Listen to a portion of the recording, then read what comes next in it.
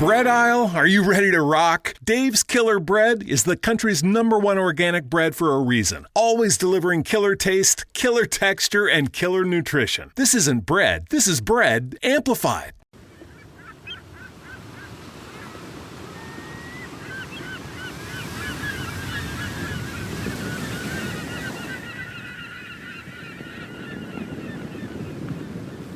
Seafood is a major component of the classic heart-healthy diet. It's part of the Mediterranean diet that can lower the blood pressure. Fish consumption was shown in several studies to be associated with a lower risk of mortality in patients with coronary disease. Seafoods are traditionally low in saturated fats and rich in the healthy omega-3 fatty acids. But seafoods also contain methyl mercury, which is produced by microorganisms in water and soil. And this methyl mercury can accumulate in seafood. Recently, many people chose to limit their seafood consumption because of fear of mercury exposure.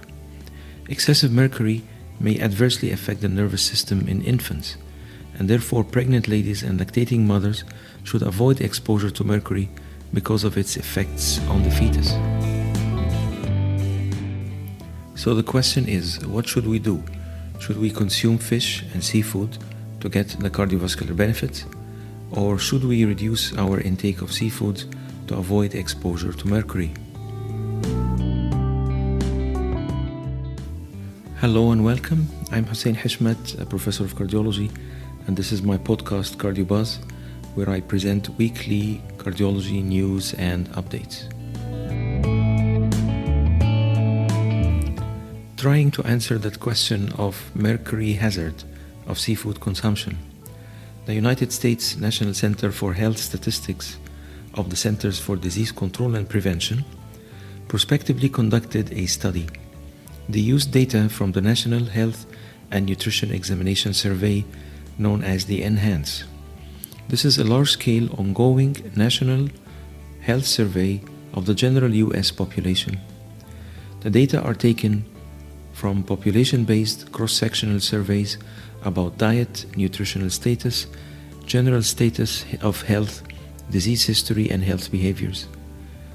The researchers assessed the dietary intake through 2 questionnaires, and they also measured the blood levels of mercury in more than 17,000 participants. The investigators looked at the association between the usual seafood intake, mercury levels, and mortality from the year 2003 till the year 2012, and the study was published in the Journal of the American Medical Association, JAMA, in last November. The mean blood mercury concentrations in the 17,294 participants was 1.62 micrograms per liter, and these levels are far below the dangerous levels of mercury in the blood. Danger starts from a level of approximately 30 micrograms per liter. Blood mercury concentrations in the study only correlated weakly with fish consumption. This means that seafood consumption in the average person is usually not associated with mercury toxicity. Was seafood consumption useful? Well, the study found that an increase in seafood consumption of approximately 1 ounce per day was associated with a 16% relative reduction in all-cause mortality, but this was not statistically significant. An increase in food consumption was also associated with an 11%, again non-significant reduction in cardiovascular mortality.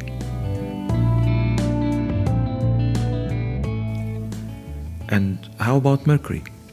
The good news is that the blood mercury levels were not associated with all-cause or cardiovascular mortality. Comparing the highest levels with the lowest levels of blood mercury concentration, there was no increase in cardiovascular-related mortality. There was even a non-significant decrease in mortality.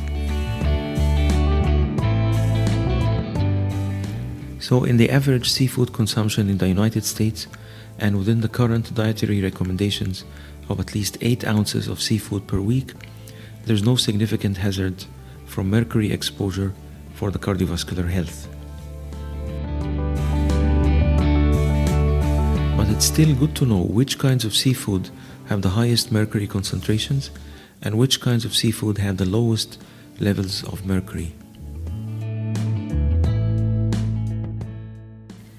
The highest concentrations of methyl mercury are found in predatory fish like sharks, swordfish, also in king mackerel and tilefish. And therefore, these kinds of seafood should be better avoided in pregnant ladies, lactating mothers, and in young children. Methyl mercury consumed by the mother can reach the fetus and can also be passed on in breast milk for the nursing infants, and it may have an adverse effect on the nervous system in the developing infants.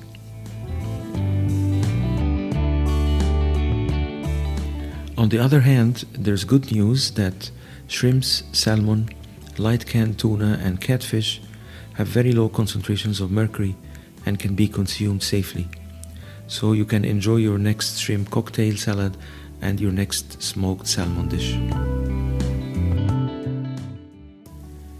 I'm placing a link to the FDA dietary advice on eating fish in the description of this podcast.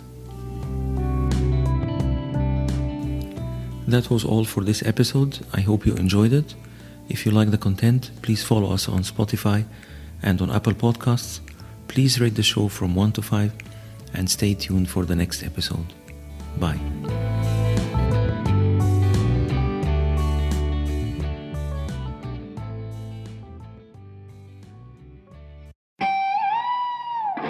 Bread aisle, are you ready to rock? Dave's Killer Bread is the country's #1 organic bread for a reason. Always delivering killer taste, killer texture, and killer nutrition. This isn't bread. This is bread amplified.